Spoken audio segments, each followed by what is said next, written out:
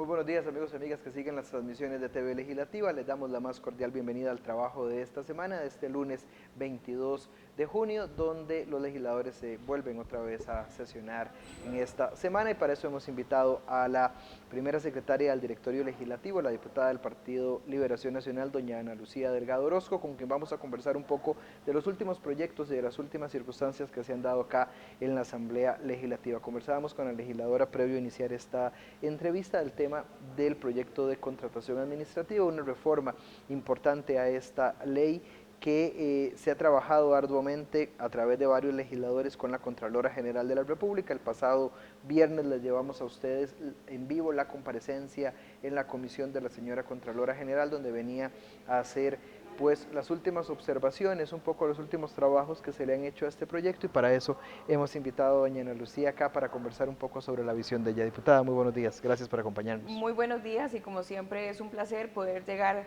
a través de este medio a todos los hogares costarricenses que pueden darle seguimiento al quehacer legislativo que es tan importante por un tema de transparencia y rendición de cuentas. Diputada, usted señalaba el pasado viernes que esto era casi que una reforma del Estado, de la importancia de esta nueva ley, de esta actualización a la ley de contratación administrativa, principalmente porque viene a sentar las bases de un montón de propuestas que se habían trabajado a lo largo de mucho tiempo y que venían a tener más transparencia y una rendición de cuentas más efectiva de las instituciones. Se trataba o se trata en el proyecto de involucrar a la mayor cantidad de instituciones en el sistema de compras públicas, se ponen otras limitaciones. Tal vez si le explicamos un poco a la gente cuál es la importancia que valoran ustedes de este proyecto de ley. Ustedes lo trabajaron, usted fue parte del trabajo que se desarrolló previo, por eso se creó esta comisión especial para verlo. Tal vez expliquémosle un poco la importancia a la gente. Sí, hay que partir del hecho de que la ley de contratación administrativa actual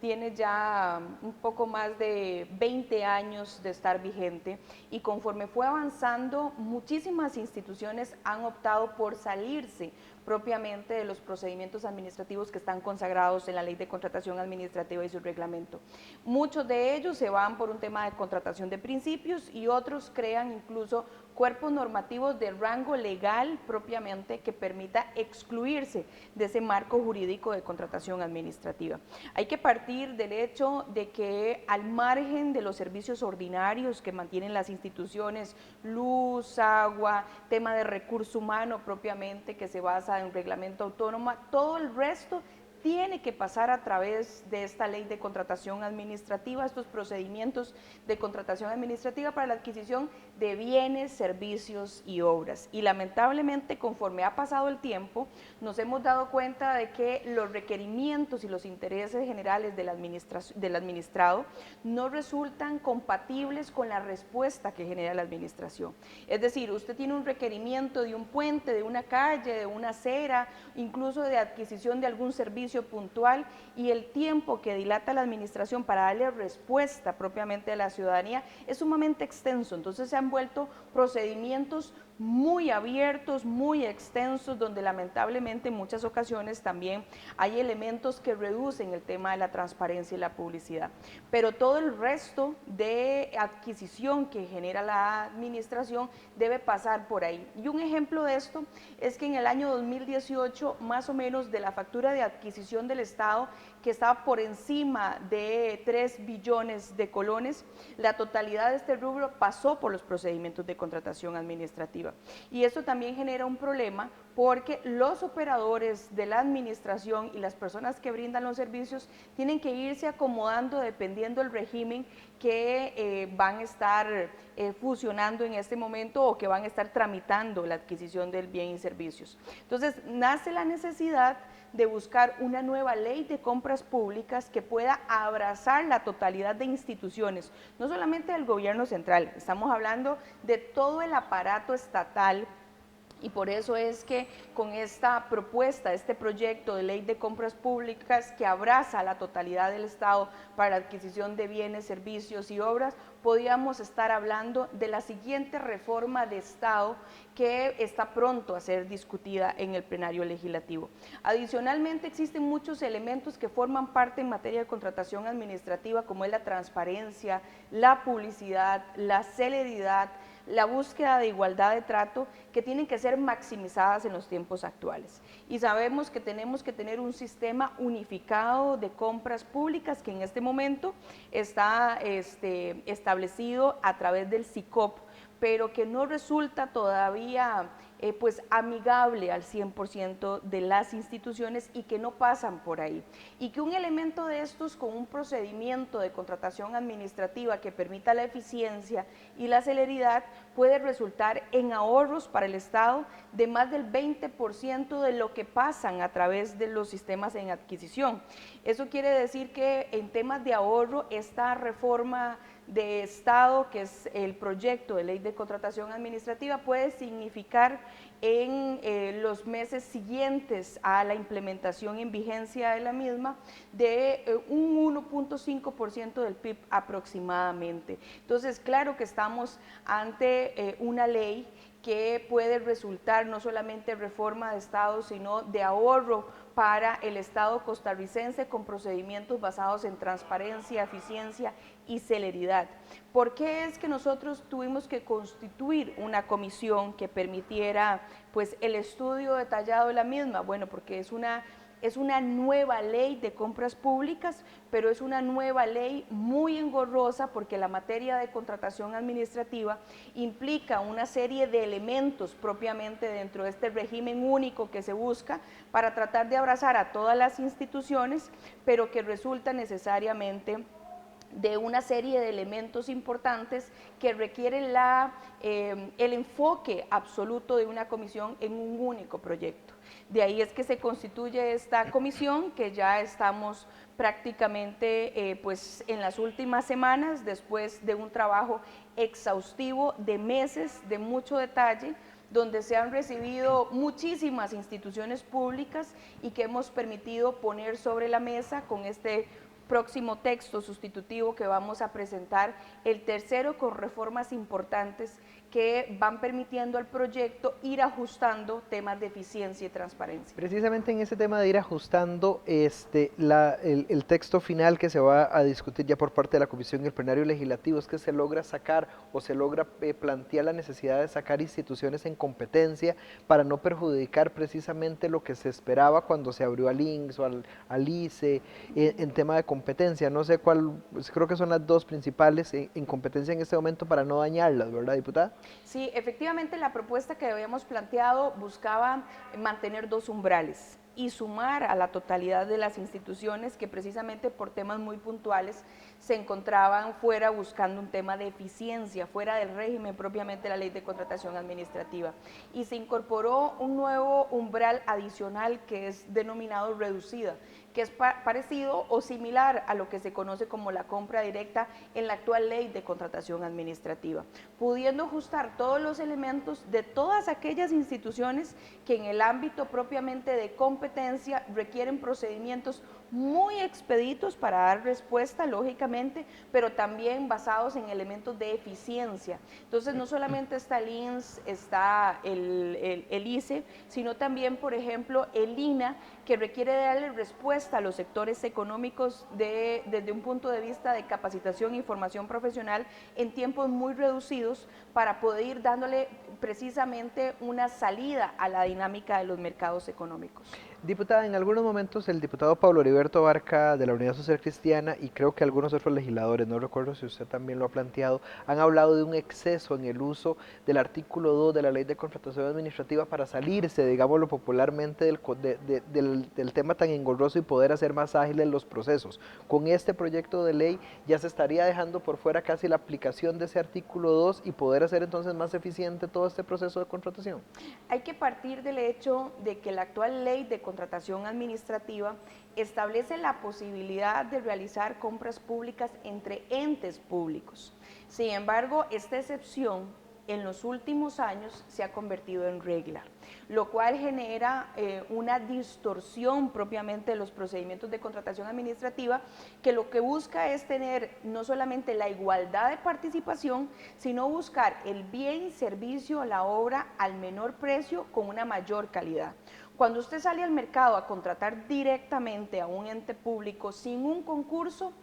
En algunas ocasiones, no en todas, pero en algunas ocasiones usted suprime la posibilidad de tener diferentes opciones sobre la mesa que permitan darle respuesta a la administración. Efectivamente, con este proyecto de ley de compras públicas se establece una regulación muchísimo más estricta, porque el problema no estaba en que yo saliera a contratarlo a usted directamente, que repito, era excepcional, no la regla, y lamentablemente mutó a ser la regla, sino que muchas veces usted a mí no me puede brindar el servicio, el objeto, la obra que yo requiero, y usted sale a subcontratar, y lamentablemente las reglas de la subcontratación que basan a los procedimientos formales de licitación no le aplicaban estrictamente a este tema. Entonces yo terminaba recibiendo el bien, servicio, obra de un tercero, subcontratado por el ente directamente, y esto generaba definitivamente una distorsión en todos los principios que constituyen materia de compras públicas a nivel de Estado. Por supuesto que se entró a regular no solamente la figura de contratación entre entes públicos, sino también los porcentajes máximos en niveles de subcontratación para que permitieran ponerlos sobre la mesa y que estuvieran siempre presentes en un tema de publicidad y transparencia en los expedientes administrativos, que a partir de este proyecto de ley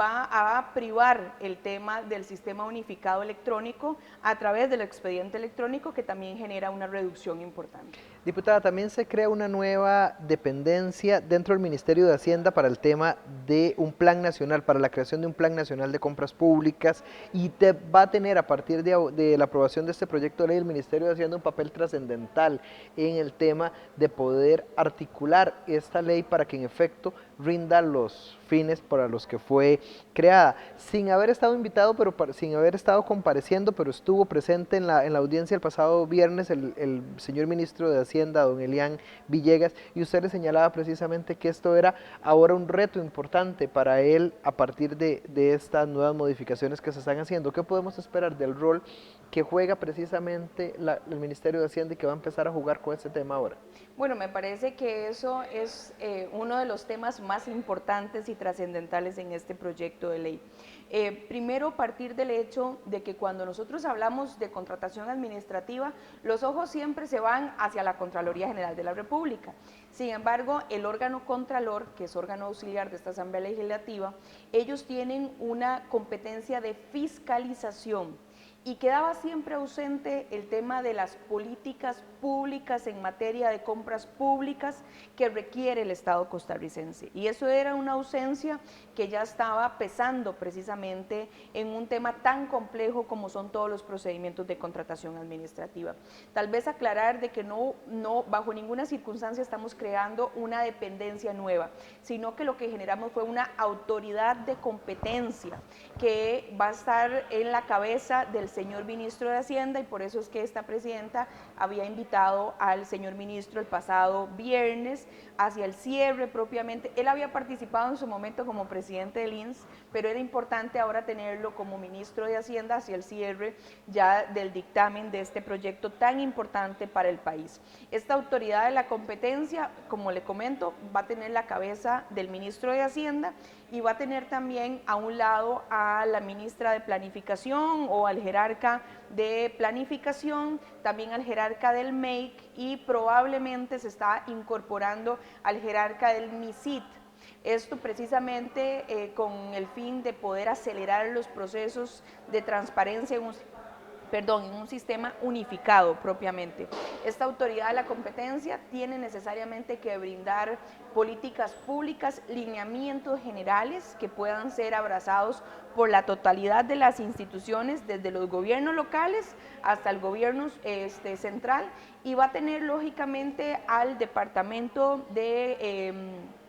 compras públicas que se mantiene en el Ministerio de Hacienda como parte de una secretaría técnica para ir implementando. Sin embargo, no solamente es un tema de toma de políticas públicas, tienen uno, para mi criterio, de las funciones más importantes, y es poder capacitar y profesionalizar a los gestores de compras públicas de todas las instituciones, porque esto es uno de los elementos que más se ha puesto sobre la mesa. Si usted no tiene funcionarios públicos debidamente capacitados y profesionalizados en todo este engranaje de compras públicas, donde los montos son tan importantes y donde todo pasa para la adquisición de bienes, servicios y obras por parte del Estado, no tenés un funcionamiento correcto. Es decir, usted puede tener un sistema unificado, un expediente electrónico, un tema de publicidad, un tema de transparencia, pero si los operadores, los funcionarios no los tiene debidamente capacitados de todo este engranaje que hay de figuras dentro de materia de contratación pública, lamentablemente es poco lo que se puede avanzar con todos estos elementos que se le están brindando. Entonces, pues claro que teníamos que incorporarla y ya la Contraloría lógicamente queda con su visión de fiscalización absoluta precisamente en materia de contratación administrativa y en todo lo referido a Hacienda Pública. Vamos a aprovechar que tenemos también entonces a la diputada doña Ana Lucía Delgado, que es integrante también de la Comisión de Asuntos Hacendarios, y en esta semana que acaba de finalizar también se recibió a diferentes jerarcas del gobierno, de la Superintendencia General de Entidades Financieras, a la misma Contralora General, para hablar de un proyecto denominado Pagar, que es tomar los superávit de instituciones para el uso de bajar la deuda pública. En algún momento se intentó o se malinterpretó que era para trasladarlo para el COVID, para la emergencia de la atención de los damnificados o de la gente afectada por el COVID, pero el proyecto original habla que es para trasladar esos recursos de superávit de varias instituciones a el manejo de la deuda. Diputada, han habido diferentes posiciones. La Junta de Protección Social dice: yo no puedo darles 34.000 millones, solamente puedo dar 15.000 millones de colones. La SUTEL dijo: yo no puedo, eso no es un superávit lo que yo tengo, sino es un fondo para el tema de disminuir la brecha digital. El Ministerio de Trabajo, la señora ministra vino y dijo: mire, para el tema del departamento o el área de salud ocupacional, yo no puedo gestionar todos los recursos porque necesito. Entonces, se comienza a ir perdiendo el fin, porque todas las instituciones han salido diciendo: mire, a mí nunca me consultaron, o yo no puedo dar lo que se había planteado, máxime la emergencia que se está viviendo ahorita y que en aquel momento podía ser un superávit que podían tomar, pero ahora ante esta realidad puede ser que los montos varíen. ¿Cómo valora usted este tema y la afectación que se podría dar a esas instituciones que han participado en la audiencia? Bueno, me parece que el análisis del proyecto no solamente es interesante, sino que va más allá. Y es que me parece que todos tenemos que ser conscientes que ya la situación de las finanzas públicas en Costa Rica antes del COVID venía en una situación muy complicada. Hablábamos de un déficit del 7% en aquel momento, hablábamos de tasas de desempleo muy altas y hablábamos de situaciones muy complejas con un aparato pues muy grande y cero reducción y contención del gasto. Lógicamente, con todo el tema del COVID, todos estos números se disparan y ahora hablamos de proyecciones del déficit que llegan al 8.6, 10%, tasas de desempleo como la que vimos hace unos días, que es lamentable, y eso es solamente un corte hasta abril, y me parece que tenemos que prestar muchísima atención, porque lamentablemente, aquí debo decirlo, las afectadas más grandes en todo el tema del desempleo son las mujeres, que llegan a este porcentaje del 20%. Y tenemos caídas de ingresos que tienen proyecciones alrededor de 1 billón de colones. Y seguimos sin acelerar proyectos de ley por parte del Ejecutivo que permitan darle una respuesta importante en este caso, al Estado costarricense. Y este proyecto es muestra de eso. Este proyecto se presenta, según su exposición de motivos, para el tema de deuda, cambiar deuda cara a deuda barata. Sin embargo, en las siguientes semanas se modifica a raíz de las notas que presenta, en este caso, la encargada del Consejo Económico, dirigida la totalidad de los recursos o gran parte de ellos al tema de atención del COVID. Y empieza la Comisión de Hacendarios a recibir los oficios de las instituciones haciendo el señalamiento: sí acepto porque va para el tema del COVID, acepto parcialmente. Y nos encontramos lo que usted señala. Lamentablemente, las instituciones no se han dado cuenta que estamos en una situación muy complicada y que ocupamos medidas extraordinarias. Y todo tiene que venir por parte del gobierno. No podemos seguir teniendo nosotros aquí en la Comisión de Asuntos Hacendarios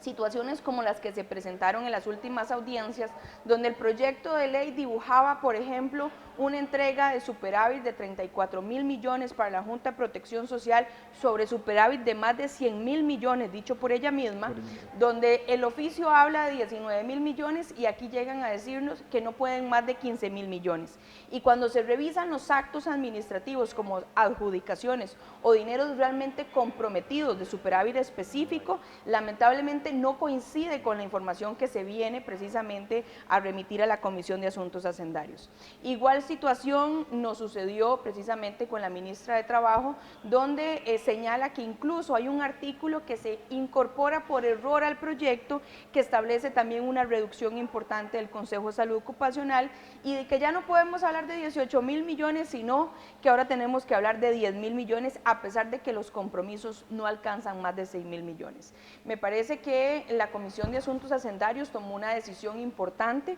Yo presenté una moción que fue firmada también por el resto de los diputados para volver a consultarle a las instituciones que estaban dentro del proyecto la referencia no solamente de los superávit libres, sino de los superávit específicos y de los compromisos reales, partiendo de que el señor presidente de la República tiene que empezar a externarles directamente a los jerarcas la situación tan compleja que estamos viviendo. Avanzar hacia un acuerdo de stand-by, buscar una reducción importante por encima de los 700.000 millones de colones en un presupuesto, tienen que ser acciones que tienen que ser transparentadas por parte del gobierno y me parece que el proyecto Pagar es una muestra precisamente de eso. Vamos a esperar que regresen las notas de las instituciones, pero igualmente hacer un barrido por parte de la comisión con la información que consta precisamente en la Contraloría General de la República y que de manera muy pertinente y muy atinada la señora Contralora nos externó precisamente en la audiencia de la pasada semana en la Comisión de Hacendarios. Le agradecemos a la diputada Ana Lucía Delgado Orozco, primera secretaria del Directorio Legislativo, que nos haya acompañado acá en el set de entrevistas para conversar un poco sobre la realidad nacional y los últimos proyectos que se han estado discutiendo acá en el plenario legislativo. Le agradecemos a la diputada. En pocos minutos inicia la sesión del plenario legislativo. Vamos ya con tomas del plenario para iniciar la sesión de este día lunes.